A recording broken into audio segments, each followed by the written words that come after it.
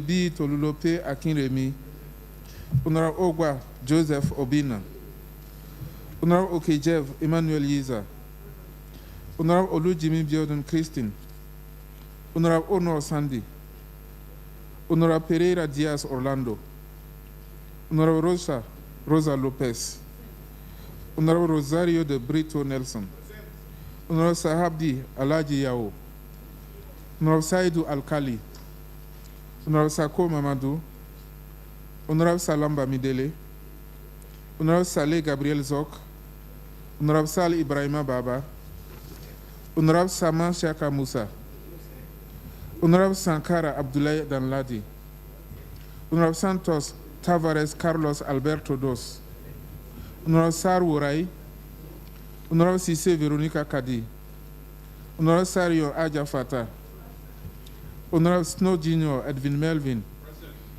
Honorable Suarez da Costa Isa Filomena Pereira, Honorable Soklingbe Senu, Honorable Sila Adama, Honorable Taiwo Oluyemi Adewale, Honorable Tunkara Bileji, Honorable Omeoji Michael, Honorable Vilan Abdullahi, Honorable Yusufu Abdurrahmani Bidanuhum, Honorable Zargo Stephen G.H.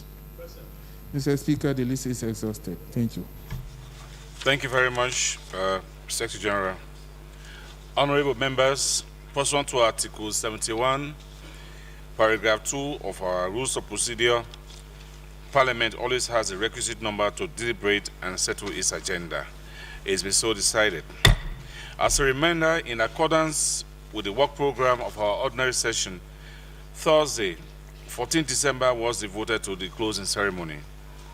Members are therefore informed that Thursday, 14 and Friday, 15 December 2023 will be devoted to excursions, networking, and administrative formalities. It's been so decided. That said, the agenda for the plenary sitting of today, Wednesday, December 13, 2023, is devoted to the solemn closing ceremony of 2023 second ordinary session of Parliament. Honorable members, distinguished guests, ladies and gentlemen, having therefore exhausted the items on the agenda for the second ordinary session of Parliament for the year 2023, permit me now to deliver my address for the official closing of our ordinary session. Members of the Bureau, honorable members, Mr. Secretary General, directors, and staff of the ECOWAS Parliament, ladies and gentlemen, let me begin this address by extending appreciation to the Almighty Allah for an incident-free session. During this session, we considered as a matter of priority the Community Consolidated Budget and the recommendations of the competent committees. We adopted the budget only after ensuring that it is in line with major projects and programs and effectively responds to the urgent needs of the population we represent. In addition to considering the community budget, we also considered and adopted several other referrals on varying subjects. These referrals have a direct bearing on the well-being of the people we represent. I also wish to recall that we validated the report of the 2023 second extraordinary session held in Winneba in Ghana, the reports of standing ad hoc and joint committees, and the reports of parliamentary oversight missions. At this juncture, permit me to express my profound gratitude to His Excellency Bola Ahmed Tinubu, GCFR, President and Commander-in-Chief of the Armed Forces of the Federal Republic of Nigeria, and Chairman of the ECOWAS Authority of Heads of State and Government, for honoring our invitation to participate in the official opening of the session. I would also like to express our sincere appreciation to all those important personalities who were present at the opening ceremony.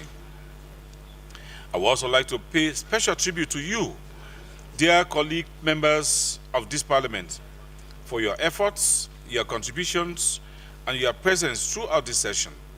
Your passion, dedication, and commitment to achieving the objectives of Parliament are worthy of praise and admiration.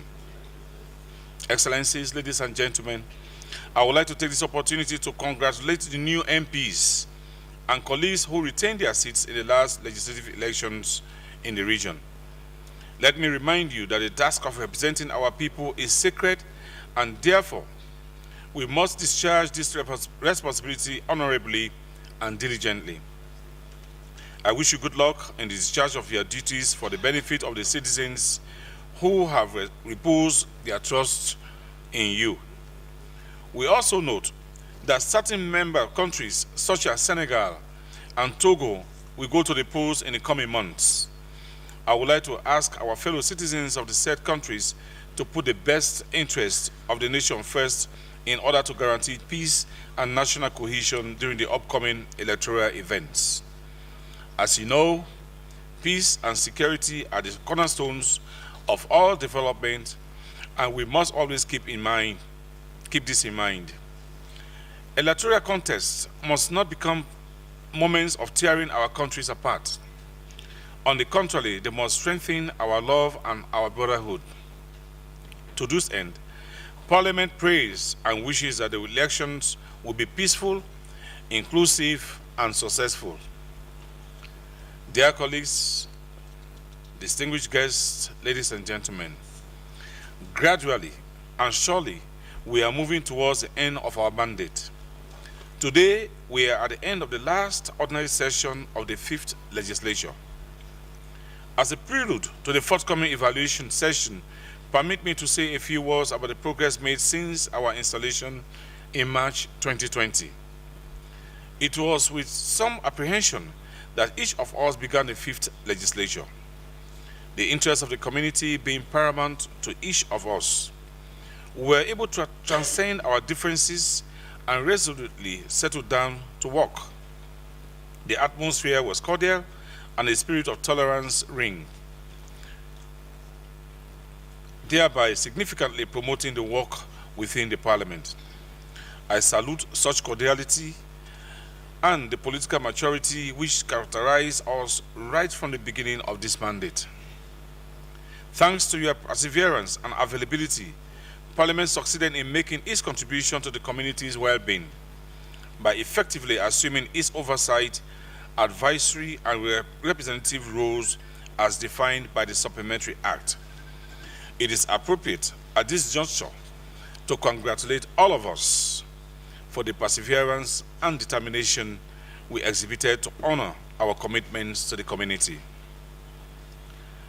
Honorable members, distinguished guests, ladies and gentlemen, despite the remarkable work accomplished and the enormous contributions of Parliament, you will agree with me that our region is still shaken by numerous political, economic, and security challenges, coupled with renewed tension in several community member states. Faced with such crises, we must be motivated by the search for common strategies aimed at considerably reducing the poverty in which the majority of our populations are wallowing and raising our countries to an appreciable